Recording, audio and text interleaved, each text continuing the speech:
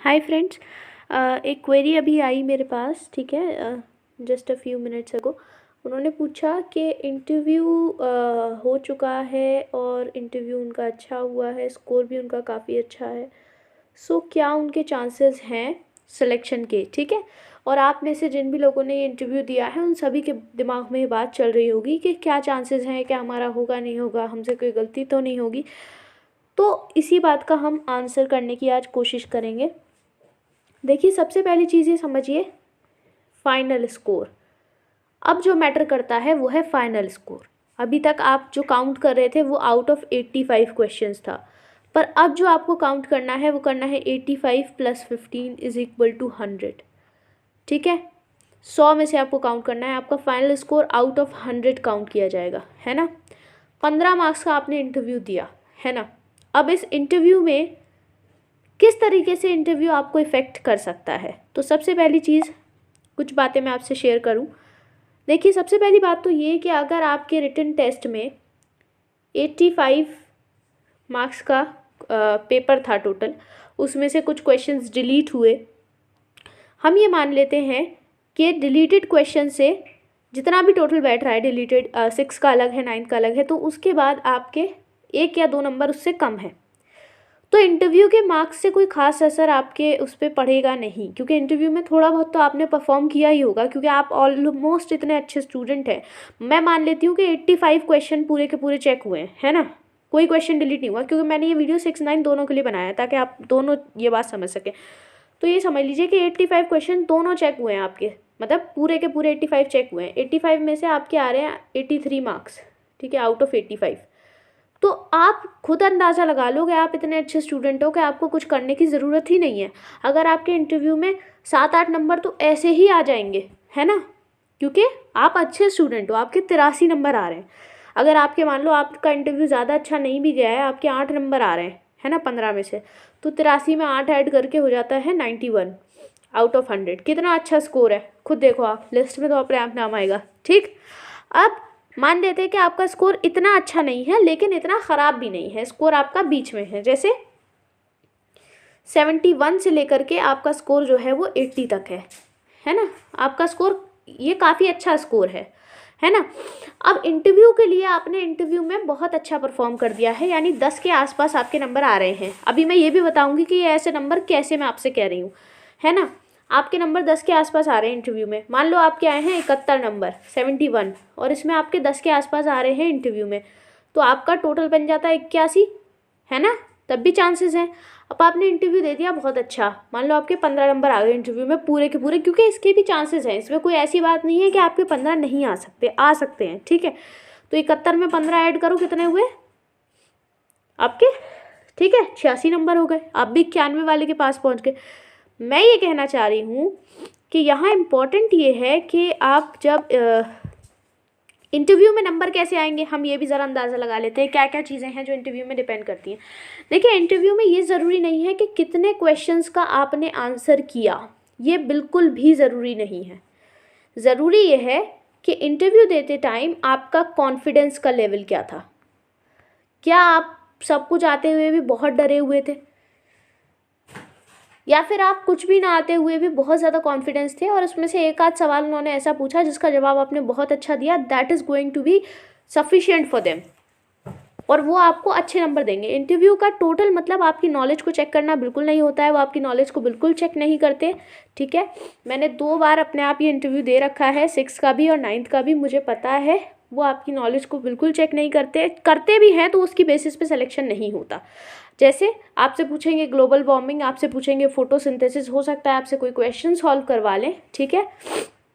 तो मेरी दोनों सिस्टर्स हैं, उन्होंने फर्स्ट क्लास का इंटरव्यू दिया है ना। तो मुझे ये पता है कि वो नॉलेज को चेक करने के लिए नहीं पूछते हैं क्वेश्चंस, वो क्वेश्चंस इसलिए पूछते हैं कि आपका कॉन्फिडेंस लेवल चेक कर सकें, ठीक है। उन्होंने मान लो आपसे सिलेबस के बाहर का क्वेश्चन पूछ लिया जो आपने पढ़ा ही नहीं अभी तक, है ना, आपने अभी तक उस प्रकार की कोई चीज़ पढ़ी नहीं है। जैसे अगर आपने 9th का एंट्रेंस दिया है और मैं आपसे पूछ लूँ,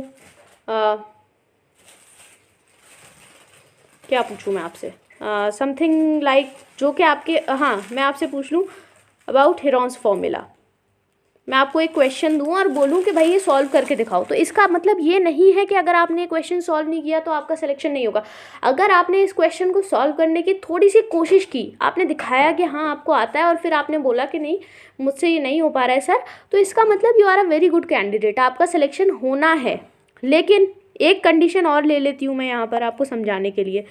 मान लेते हैं उन्होंने क्वेश्चन पूछा फोटोसिंथेसिस, आपको पूरा आता था, आपको पता था फोटोसिंथेसिस क्या होता है। उन्होंने पूछा कि बेटा फोटोसिंथेसिस के बारे में बताओ, आपको पूरा पता था फोटोसिंथेसिस क्या होता है, प्लांट्स में होता है, ऑटोट्रॉप्स प्लांट करते हैं, ये होता है वो होता है, आपको पूरी थ्योरी मालूम थी।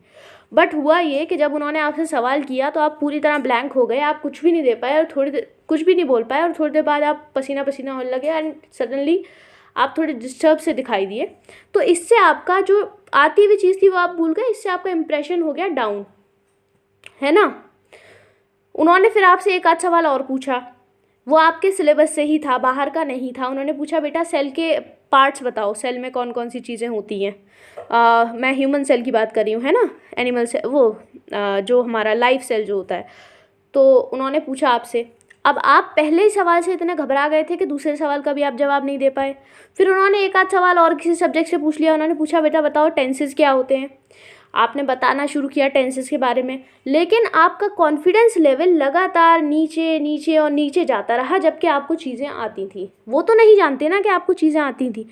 इससे होगा ये कि आपके मार्क्स पर असर पड़ेगा इंटरव्यू के। तो मेरे कहने का मतलब ये है कि एक ऐसा बंदा जिसकी नॉलेज अच्छी नहीं है ना, मतलब अच्छी नहीं है का क्या मतलब है, हीरोन्स फार्मूला 8th क्लास का सवाल नहीं है, 9th क्लास का सवाल नहीं है। 9th क्लास में जाकर हम हीरोन्स फार्मूला डिटेल में पढ़ते हैं।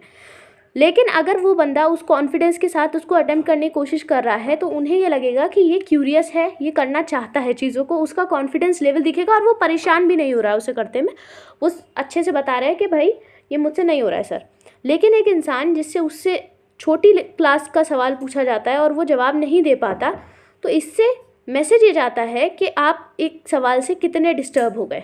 ठीक है, returning to the query that was asked, तो सीधी सीधी बात यह है कि अगर आपको लग रहा है कि आपने इंटरव्यू में अच्छा परफॉर्म किया है, तो मेरे ख्याल से अच्छा आप डिसाइड नहीं कर सकते।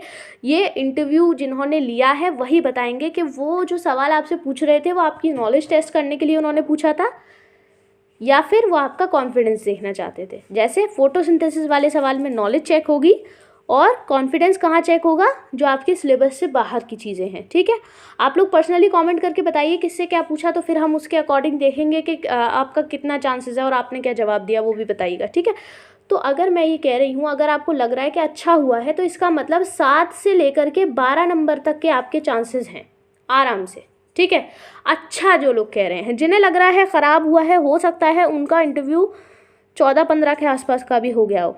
मैं ऐसा इसलिए कह रही हूँ क्योंकि जब आपको लगता है कि मेरा इंटरव्यू बहुत ख़राब हुआ है, ऐसा इसलिए होता है कि वो आपसे कुछ ऐसा पूछ लेते हैं जो आपको लगता है कि मैं जवाब नहीं दे पाया, लेकिन उन्होंने जो देखना था वो देख लिया, उन्होंने कॉन्फिडेंस देखना था वो उन्हें दिख गया और उन्होंने आपका सिलेक्शन कर लिया है। ठीक है, तो सिलेक्शन बिल्कुल इस बात पर डिपेंड नहीं करेगा कि आपका इंटरव्यू अच्छा हुआ है या ख़राब हुआ है, वो डिपेंड करेगा आपका रिटन टेस्ट का स्कोर प्लस आपका इंटरव्यू का स्कोर। ठीक है, तो रिटन टेस्ट में आपके थे मान लेते हैं 75, इंटरव्यू में आप ले आए हैं 10 नंबर, तो आप परफेक्टली एलिजिबल कैंडिडेट हैं और आपका सिलेक्शन 100% होगा। और अभी जो लड़ाई है वो एक एक नंबर की लड़ाई है, एक एक सीट की लड़ाई, एक सीट पे 3-3 4-4 बच्चे हैं इस टाइम, क्योंकि अब फाइनल छटाई करनी है। ठीक है, आई होप जो भी क्वेरीज थी वो सबकी सॉल्व हो गई होंगी। Thank you for watching this video.